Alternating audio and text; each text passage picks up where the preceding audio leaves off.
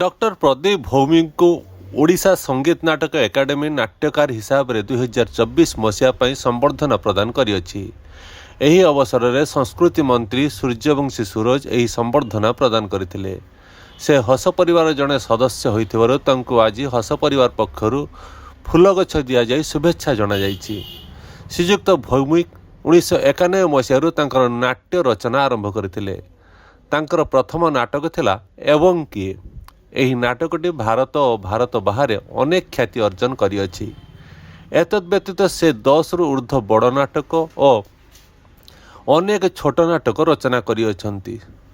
सबु नाटक रे तांकर व्यंग भरी रहिछि। सेथिपई लोके तांकर नाटक गुड़िकु अधिक पसंद करती।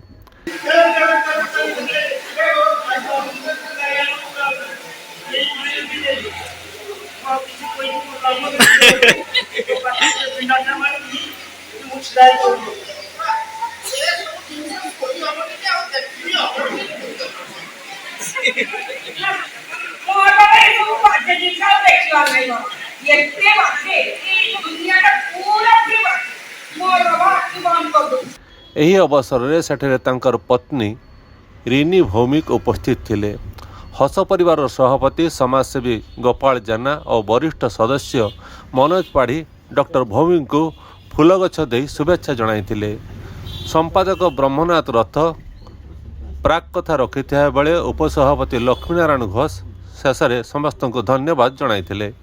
एही अवसर में सेठे हस परिवार समस्त सदस्य उपस्थित थिले।